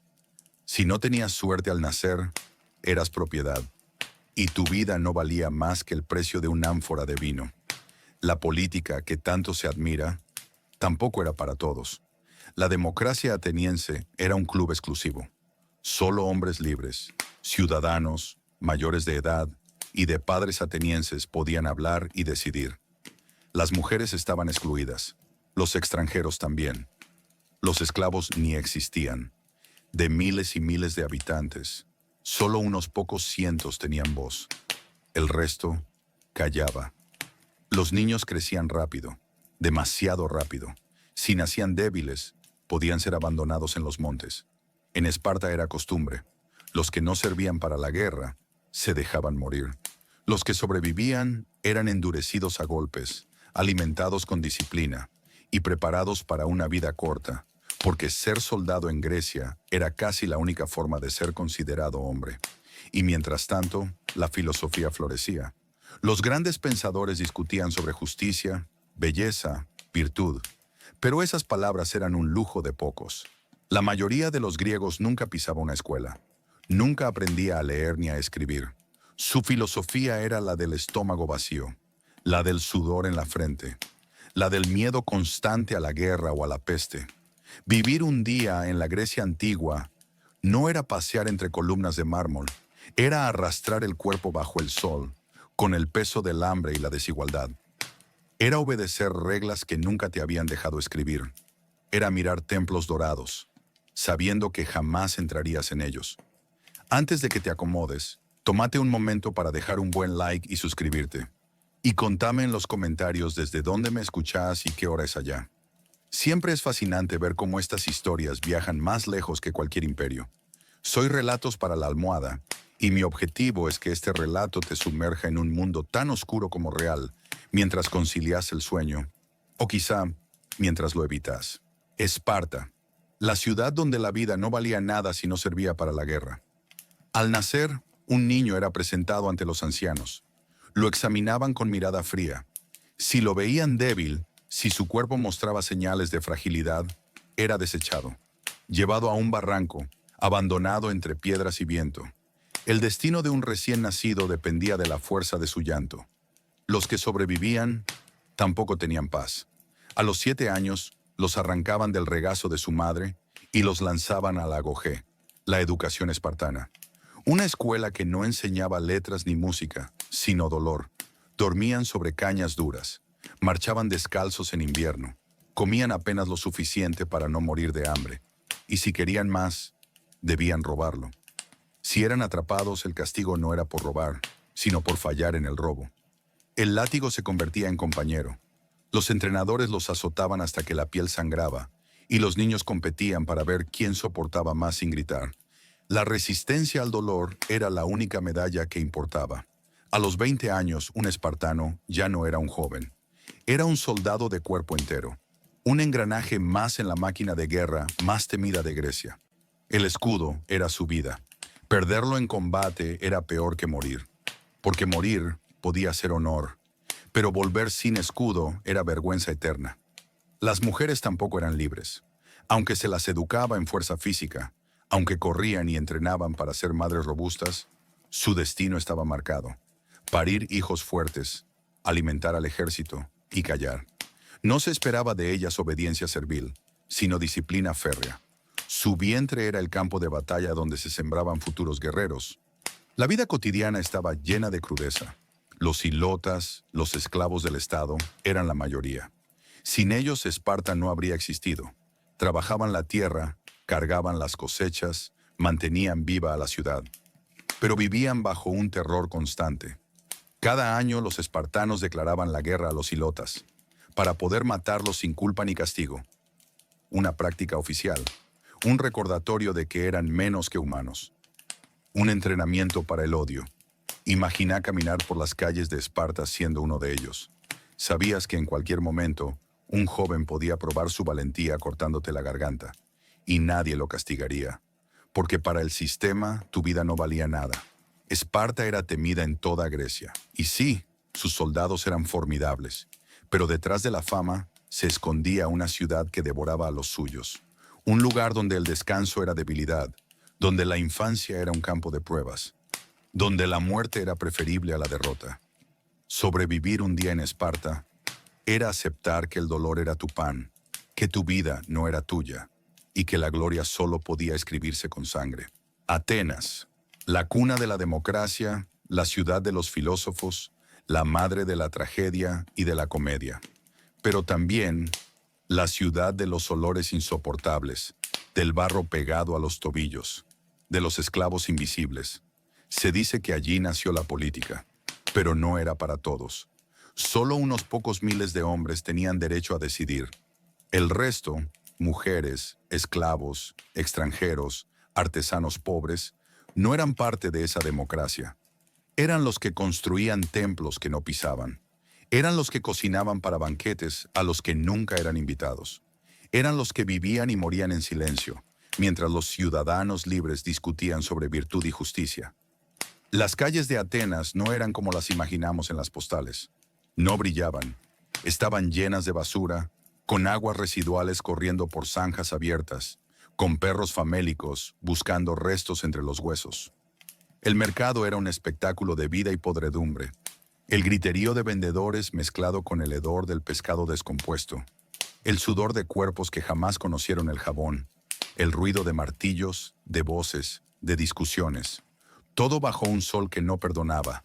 Los esclavos eran omnipresentes. 1 de cada 3 habitantes lo era. Hombres y mujeres comprados, vendidos, heredados como objetos. Ellos mantenían la ciudad en pie. Molían el grano, lavaban la ropa, acarreaban agua, construían barcos. Su vida dependía del humor de su dueño. Un error podía pagarse con látigo o con la muerte. Los banquetes eran otra cara de la desigualdad. En los simposios, los hombres libres bebían vino. Filósofos discutían sobre el alma. Poetas recitaban versos. Pero detrás de esas escenas había esclavos sirviendo, mujeres usadas como entretenimiento, y un exceso que olía más a decadencia que a gloria. La ciudad era un crisol de contradicciones. Podías escuchar a Sócrates preguntar qué es la justicia, mientras en la misma calle un niño esclavo era arrastrado de los cabellos. Podías ver el Partenón elevarse como un milagro de mármol, y al pie de esa obra magnífica, una fila de mendigos esperando las sobras del sacrificio. El teatro, orgullo de Atenas, era un ritual de masas. Miles de ciudadanos se reunían a escuchar tragedias, a llorar con Edipo, a reír con Aristófanes. Pero ese mismo público podía salir y, sin pensarlo, apedrear a un extranjero acusado de impiedad. La misma gente que aplaudía la grandeza de la palabra se convertía en juez implacable en las plazas. El destino de los hombres estaba en manos de la asamblea, el destino de las mujeres en manos de sus esposos, y el de los esclavos en manos de nadie. Vivir un solo día en Atenas era caminar entre la filosofía y la miseria, entre la poesía y el hedor, entre la justicia soñada y la injusticia cotidiana. Una ciudad que brillaba en los libros, pero que olía, como todas, a humanidad sin disfraz. La guerra era el pulso constante de Grecia. No pasaba una generación sin que las polis se enfrentaran. Atenas contra Esparta, Esparta contra Tebas, aliados de hoy, enemigos mañana. Un ciclo interminable de batallas que consumían cuerpos y ciudades. El soldado griego no era un héroe de mármol, era un campesino con un escudo de bronce, un artesano que dejaba su taller para marchar en fila, un joven que había aprendido desde niño que la guerra era el deber más alto y también la condena más segura. La falange era su mundo, hombro con hombro, escudo con escudo, lanza en mano. Un muro humano que avanzaba lento, como un monstruo de carne y metal. El sudor caía bajo el casco de bronce. El aire se llenaba de gritos, del sonido de lanzas chocando contra escudos, del crujir de huesos partidos. La batalla no era gloriosa.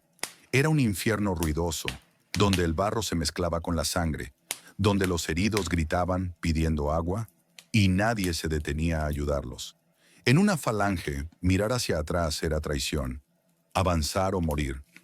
Esas eran las únicas órdenes. La guerra del Peloponeso, ese conflicto que duró casi 30 años, desgarró a toda Grecia. Atenas y Esparta se disputaban el poder, y las ciudades pequeñas quedaban atrapadas en medio. Las cosechas se arruinaban, los templos se saqueaban, las familias huían de una polis a otra buscando un refugio que nunca encontraban. Tucídides escribió sobre ello. No habló de gloria. Habló de peste en Atenas, de hambre en las calles, de cadáveres apilados sin sepultura. Contó cómo la guerra corrompía a los hombres, cómo vecinos se convertían en enemigos, cómo las ciudades se devoraban a sí mismas.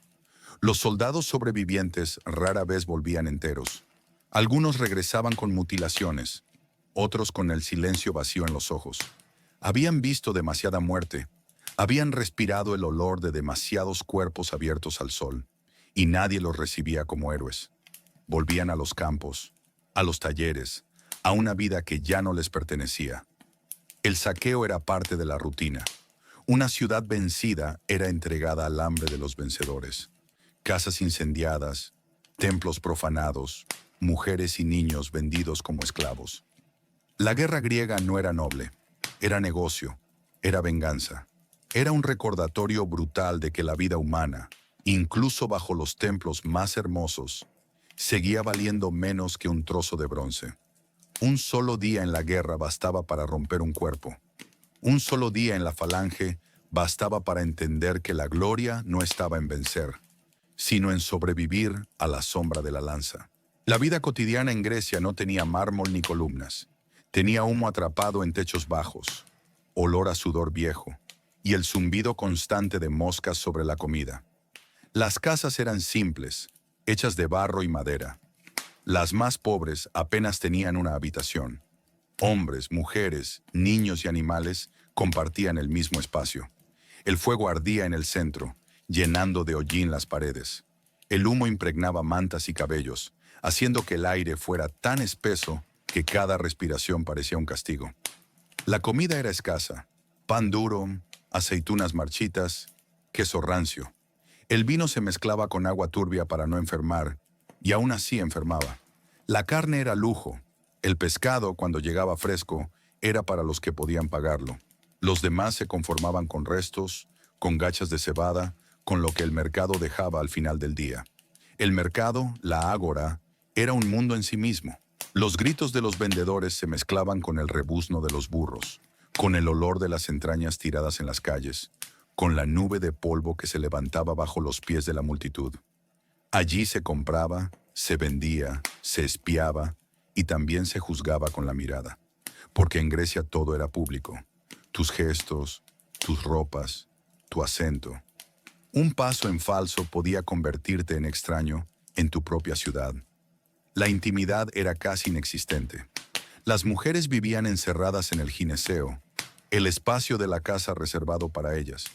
Pasaban los días hilando, tejiendo, cuidando a los hijos. Pocas veces salían, y cuando lo hacían, iban veladas, casi invisibles. La vida pública era para los hombres. Ellas existían detrás de los muros, como sombras que alimentaban la casa pero nunca la ciudad. Los niños aprendían jugando en el polvo, imitando combates, corriendo descalzos entre piedras. Algunos aprendían a leer, otros solo a trabajar. Muchos no sobrevivían la infancia. Las enfermedades eran parte del aire, y un resfriado podía convertirse en sentencia. Las supersticiones gobernaban tanto como las leyes. Un gato que cruzaba el umbral podía ser mal presagio. Una copa rota en un banquete era señal de desgracia. Los sueños se interpretaban como mensajes de los dioses. Un mal sueño podía cambiar decisiones, detener un viaje o provocar un sacrificio humano o animal. El olor era constante. Humo, estiércol, cuerpos sin lavar. No había baños como los imaginamos. Apenas letrinas públicas, lugares donde el hedor era insoportable y la enfermedad se esparcía como sombra invisible.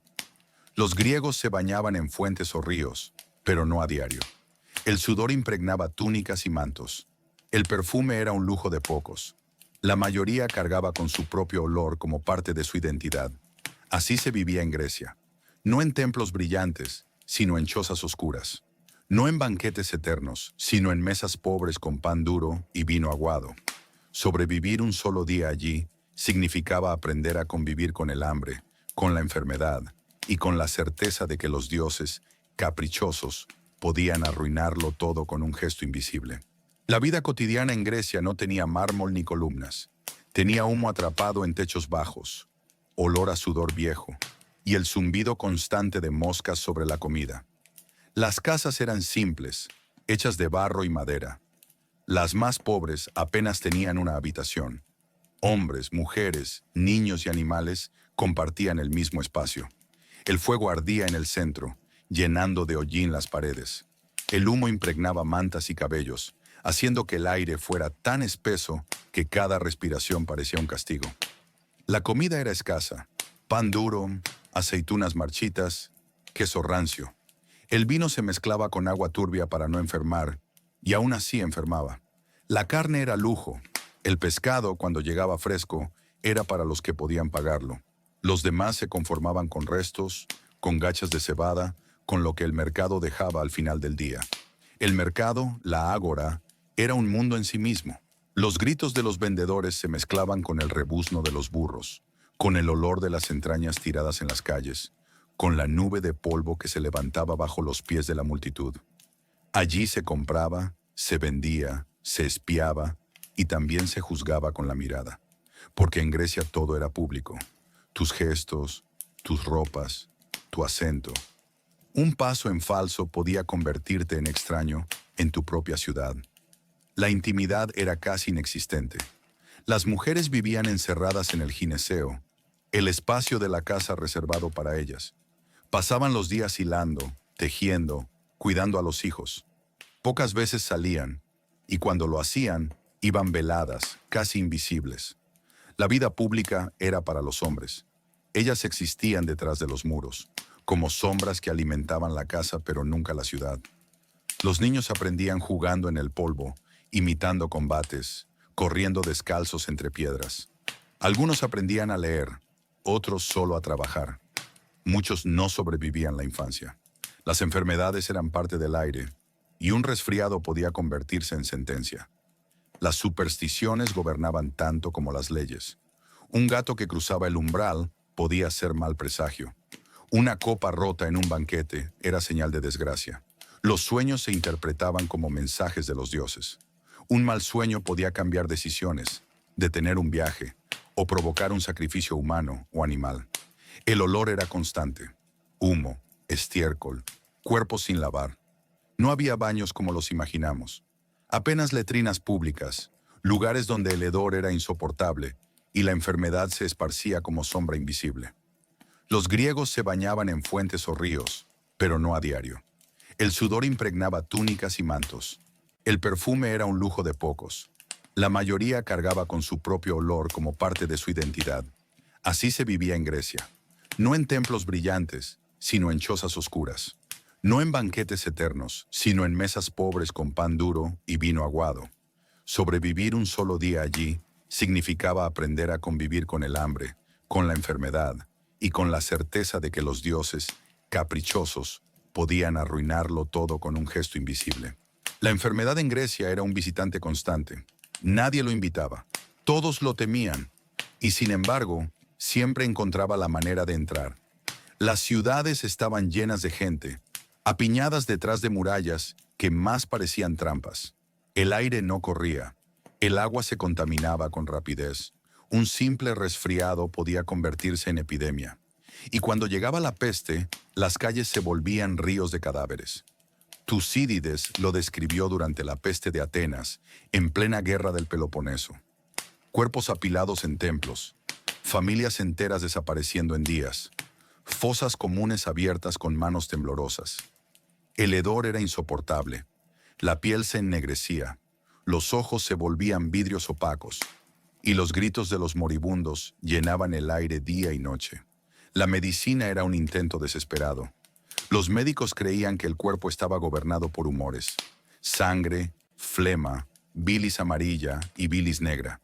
Si uno se desbalanceaba, llegaba la enfermedad. El remedio era brutal: sangrías, purgas, vómitos provocados.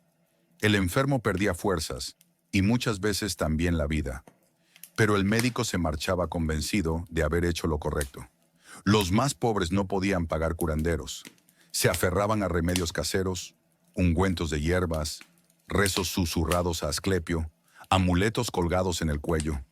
El humo de las hogueras era invocado como protección, pero solo traía más tos, más lágrimas en los ojos. En las casas, la enfermedad era un fantasma.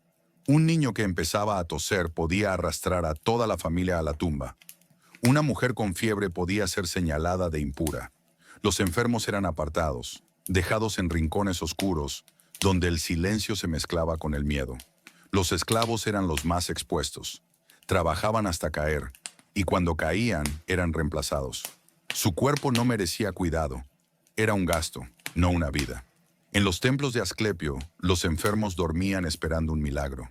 Se recostaban sobre frías losas, rodeados de serpientes sagradas que reptaban en la noche. Creían que los sueños traían la cura, que el Dios se revelaría en sus visiones. A veces despertaban con fuerzas renovadas, a veces no despertaban jamás. La muerte era tan común que se aprendía a convivir con ella.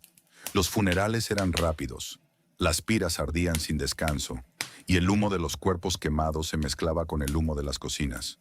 Un solo día enfermo en Grecia podía significar el fin, sin remedios reales, sin refugio, sin esperanza. El dolor se soportaba, no se curaba, y lo más cruel era que, en medio de esa agonía, los dioses parecían mirar en silencio, indiferentes al sufrimiento humano. Sobrevivir a la guerra era difícil, pero sobrevivir a la enfermedad era casi imposible. La enfermedad en Grecia era un visitante constante. Nadie lo invitaba, todos lo temían, y sin embargo, siempre encontraba la manera de entrar. Las ciudades estaban llenas de gente, apiñadas detrás de murallas que más parecían trampas. El aire no corría, el agua se contaminaba con rapidez. Un simple resfriado podía convertirse en epidemia. Y cuando llegaba la peste, las calles se volvían ríos de cadáveres. Tucídides lo describió durante la peste de Atenas, en plena guerra del Peloponeso. Cuerpos apilados en templos, familias enteras desapareciendo en días, fosas comunes abiertas con manos temblorosas. El hedor era insoportable, la piel se ennegrecía, los ojos se volvían vidrios opacos, y los gritos de los moribundos llenaban el aire día y noche. La medicina era un intento desesperado. Los médicos creían que el cuerpo estaba gobernado por humores: sangre, flema, bilis amarilla y bilis negra. Si uno se desbalanceaba, llegaba la enfermedad. El remedio era brutal. Sangrías, purgas, vómitos provocados. El enfermo perdía fuerzas y muchas veces también la vida. Pero el médico se marchaba convencido de haber hecho lo correcto. Los más pobres no podían pagar curanderos. Se aferraban a remedios caseros, ungüentos de hierbas, rezos susurrados a Asclepio, amuletos colgados en el cuello. El humo de las hogueras era invocado como protección, pero solo traía más tos, más lágrimas en los ojos. En las casas, la enfermedad era un fantasma. Un niño que empezaba a toser podía arrastrar a toda la familia a la tumba. Una mujer con fiebre podía ser señalada de impura. Los enfermos eran apartados, dejados en rincones oscuros, donde el silencio se mezclaba con el miedo. Los esclavos eran los más expuestos. Trabajaban hasta caer, y cuando caían eran reemplazados. Su cuerpo no merecía cuidado. Era un gasto, no una vida. En los templos de Asclepio, los enfermos dormían esperando un milagro. Se recostaban sobre frías losas, rodeados de serpientes sagradas que reptaban en la noche. Creían que los sueños traían la cura, que el Dios se revelaría en sus visiones. A veces despertaban con fuerzas renovadas, a veces no despertaban jamás. La muerte era tan común que se aprendía a convivir con ella. Los funerales eran rápidos, las piras ardían sin descanso, y el humo de los cuerpos quemados se mezclaba con el humo de las cocinas. Un solo día enfermo en Grecia podía significar el fin, sin remedios reales, sin refugio, sin esperanza. El dolor se soportaba, no se curaba, y lo más cruel era que, en medio de esa agonía, los dioses parecían mirar en silencio, indiferentes al sufrimiento humano. Sobrevivir a la guerra era difícil, pero sobrevivir a la enfermedad era casi imposible. El mar era el otro campo de batalla griego, tan cruel como las tierras del Peloponeso, tan implacable como la lanza de un hoplita. Las trirremes, esos barcos largos y veloces, eran la columna vertebral de la guerra naval. 3 filas de remos, cientos de hombres encadenados a los bancos, y la proa reforzada con bronce, lista para partir en 2 a la nave enemiga. De lejos parecían majestuosos, de cerca eran prisiones flotantes. Imaginá ser un remero, tu mundo reducido a un banco estrecho, un remo áspero que arrancaba ampollas en las manos, y el grito constante del contramaestre marcando el ritmo. ¡Rema! ¡Más fuerte! ¡Más rápido! Y vos con los pies desnudos clavados en la madera húmeda, respirando el sudor de los que remaban encima y debajo tuyo. El aire dentro de la nave era espeso, un calor sofocante en verano, un frío que partía los huesos en invierno. El olor a cuerpos sin lavar se mezclaba con el hedor de vómito y orina. Las ratas corrían entre los pies. Los marineros aprendían a convivir con ellas como si fueran parte de la tripulación. No había descanso. Las jornadas podían durar horas interminables, días enteros si la batalla lo exigía. Un remero agotado no era un hombre, era un estorbo. Los látigos aseguraban que nadie dejara de mover los brazos, aunque los músculos ardieran, aunque los pulmones suplicaran aire. La batalla naval era brutal. 2 trirremes chocaban como bestias furiosas. El bronce de la proa perforaba la madera enemiga, y el mar se llenaba de gritos. Hombres cayendo al agua con armaduras que los arrastraban al fondo. Remeros encadenados, incapaces de escapar, ahogándose bajo cubierta mientras la nave se hundía. El océano era tumba y verdugo. El botín era la otra cara de la guerra. Si vencías, podías capturar a los enemigos, encadenarlos, venderlos como esclavos. Si perdías, eras vos quien terminaba en los mercados, reducido a mercancía, a un precio que dependía de tu edad y de tus brazos. Los dioses también se invocaban en el mar. Antes de zarpar, sacrificios de cabras, libaciones de vino derramado en las olas. Pero cuando la tormenta estallaba, cuando los relámpagos partían el cielo, ningún rezo alcanzaba. El mar era dueño absoluto, y los hombres no eran más que huesos frágiles en su vientre oscuro. Un solo día como remero en una trirreme bastaba para destruir el cuerpo. Semanas bastaban para destruir el alma. La gloria de Salamina, esa gran victoria de Atenas sobre Persia, no fue escrita por los generales en mármol, sino por los cuerpos exhaustos, encadenados al remo, que dejaron la vida en cada brazada. El mar griego no era azul y sereno. Era un campo de batalla, un cementerio líquido y un recordatorio de que ni siquiera las olas podían escapar de la ambición de los hombres. La Grecia que recordamos es de mármol, columnas blancas, estatuas perfectas, templos que aún hoy desafían al tiempo. Pero la Grecia real era de barro, de sudor, de sangre seca en la tierra.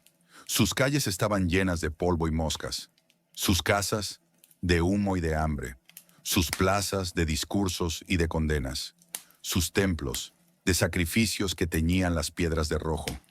Los hombres soñaban con gloria, con el brillo del escudo en la batalla, con el aplauso en el teatro, con la inmortalidad que ofrecían los dioses caprichosos. Pero la mayoría nunca tocaba esa gloria.